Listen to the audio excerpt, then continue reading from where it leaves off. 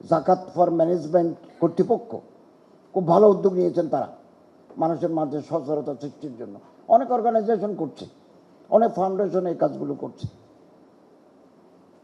আমাদের দেশে বহু ধনী ব্যক্তি আছেন, ক্যালকুলেশন করে জাকাত দেন না, দেন একটা থোক বরাদ্দ দেন, কিন্তু এই জাকাত না দিলে কি যে ভয়াবহ শাস্তি আছে এটা আমরা অনেকেই জানি না।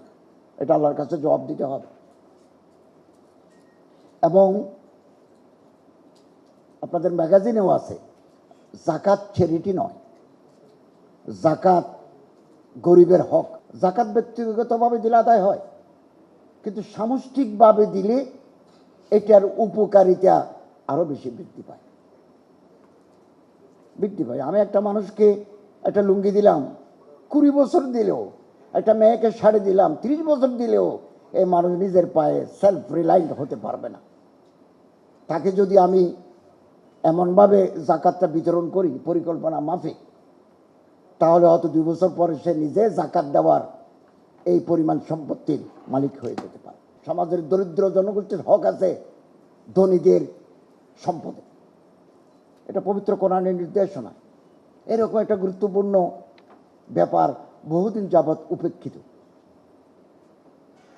আমরা সচেষ্ট হব, অ্যাওয়ারনেস, সচেতনতা আমরা তৈরি করব।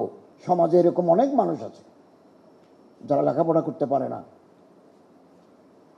যারা যৌন পেশায় লিপ্ত, এই যে অপরাধ, এই যে কবিরা গুনাহ করছি, এর থেকে মুক্তির পথ যথাযথভাবে জাকাত আহরণ, জাকাত বিতরণের ব্যবস্থা করা। সেন্টার ফর জাকাত ম্যানেজমেন্ট এটা করে যাচ্ছে। অভাবের কারণে মানুষের স্বভাব নষ্ট হয়, এগুলো আমরা দেখেছি।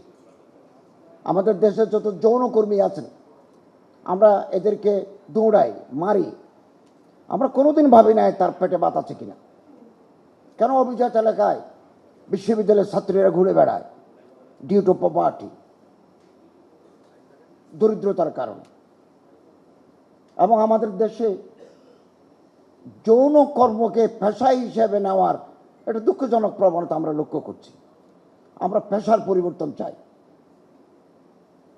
আমরা তাদেরকে যদি অন্নসংস্থান, কর্মসংস্থানের ব্যবস্থা করতে পারি, তাহলে এই আদিম পেশা থেকে তারা মুক্তি পাবে, এবং সেটা জাকাতের মাধ্যমে সম্ভব।